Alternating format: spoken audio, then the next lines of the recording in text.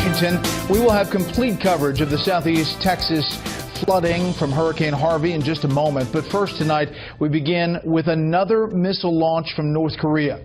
South Korea's news agency now says the North has fired an unidentified type of ballistic missile today, and there are now multiple reports that the missile may have flown over Japan. Seoul, and also a chorus of condemnation has been streaming in from across the world, as you'd imagine, following North Korea's latest missile provocation. Tokyo, in particular, is incensed after it was prompted to warn its local residents to take shelter as the North Korean missile flew over its territory. It's the second time the North has fired a missile over Japan, the last time in 1998, when another rocket violated Japanese airspace before falling into the ocean, like this morning's one did as well. Japan's Chief Cabinet Secretary Yoshihide Suga says this launch was a serious and unprecedented threat to the country and promised to take firm measures without really elaborating on what they may be. Britain's Foreign Secretary Boris Johnson also slammed the regime. In a statement posted on Twitter, as you can see there, he said he was outraged by North Korea's reckless provocations. With North Korea's launch of yet another ballistic missile. This wasn't any old launch, though. The missile flew directly over Japan, a significant escalation showing North Korean leader Kim Jong-un's defiance of President Trump and Japanese Prime Minister Shinzo Abe. Trump had said Kim was starting to respect the U.S., but he may have to rethink that assessment following what happened this morning. Let's get more information from our reporter at Seoul's Defense Ministry, Kim Hyun-bin. So, Hyun-bin, this is a fluid situation, and we are still awaiting reactions from the key players in the region. But what's the latest you're hearing?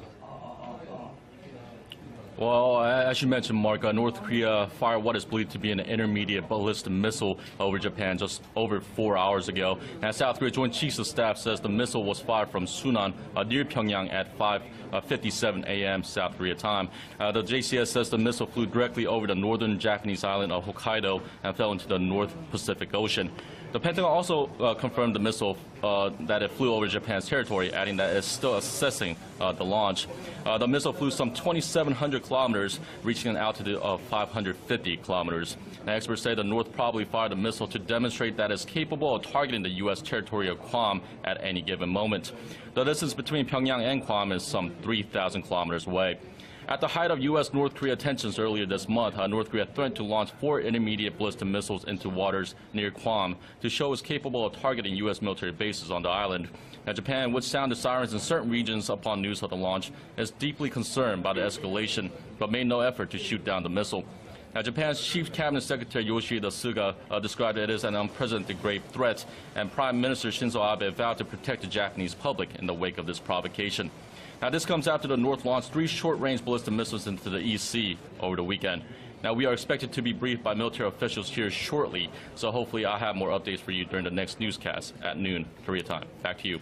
We are waking up to a breaking news this morning. Just over an hour ago, North Korea has fired an as of yet unidentified projectile in an eastwardly direction and actually over Japan. We have our Yoo Jun-hee on the line to give us more details. Jun-hee, what do we have so far?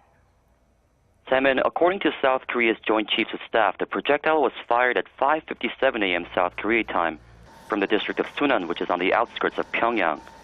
Now, NHK News is reporting that the rocket flew over Japan's northern island of Hokkaido and out towards the Pacific Ocean. NHK also reports that the projectile fell in water some 1,200 kilometers east of Hokkaido. The Japanese government even told its people at one point on the eastern coast to take refuge. Now, in a nationally televised remark, Japan's Chief Cabinet Secretary Yoshihide Suga says Tokyo is working in close coordination with the U.S. and South Korea concerning the provocation, which he called a new and serious development. And South Korea's military says it's currently working with its U.S. counterparts to analyze the launch and determine what type of missile it was. This also comes amid reports from South Korea's National Intelligence Service that Pyongyang has completed preparations to conduct another nuclear test at its Punggye test site. Now, following these developments, South Korea's Presidential Office of Cheong Wa Dae has convened an emergency meeting of the National Security Council, which has just gotten underway. We'll have more details later for you as they come in. Back to you, Simon. Thank you, Jun-hee, and we will have more on the details and the outcome of the NSC meeting in our later newscast.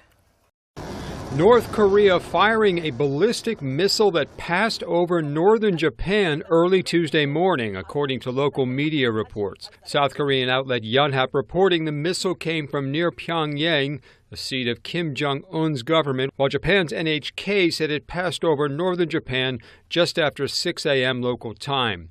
The Japanese military did not attempt to shoot down the missile, but NHK reporting the missile broke into 3 pieces and fell into the ocean off Hokkaido, the northernmost of Japan's 5 main islands. The Pentagon is still assessing the trajectory of this latest missile fired from North Korea. As you mentioned, Yonhap, South Korea's news agency, first reported within the last hour that the missile was fired somewhere close to Pyongyang, the capital of North Korea. It flew toward Japan. There are reports from the ground in Japan that it actually flew over northern Japan. The Missile Defense Agency here at the Pentagon put out a report suggesting that the missile had in fact flown over Japan. This is the 18th missile fired by North Korea since the start of the year and comes just days after President Trump warned North Korea not to do more. It's the most provocative action from Pyongyang since Kim appeared to back down from a plan to send rockets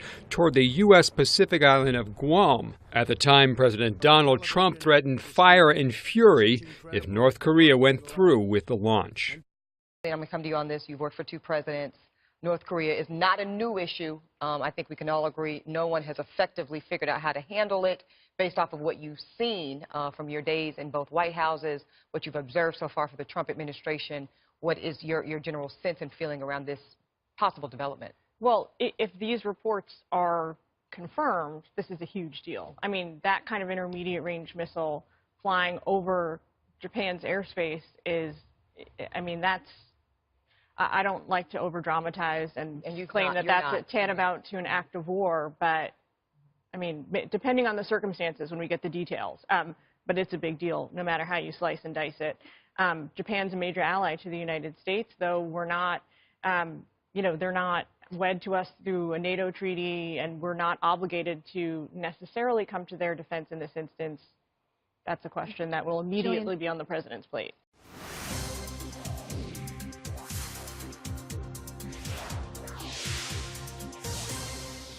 North Korea fires another ballistic missile that directly crosses Japan. Seoul convenes an emergency National Security Council meeting.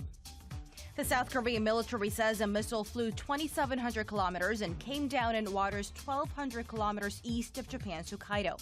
The Japanese government told its people to take cover upon news of the missile launch, saying it'll make the utmost efforts to firmly protect its people.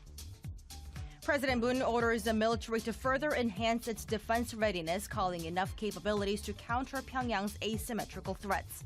The Pentagon says North Korea's launch of 3 short-range ballistic missiles over the weekend was a threat, even if they didn't directly endanger the U.S. Seoul issues a special warning on transactions with 20 Chinese, North Korean, and other foreign entities put on the U.S. sanctions list for financially aiding the regime. Julian, how does this, if you're the White House, how does this change their calculus in dealing with North Korea if the reports are true?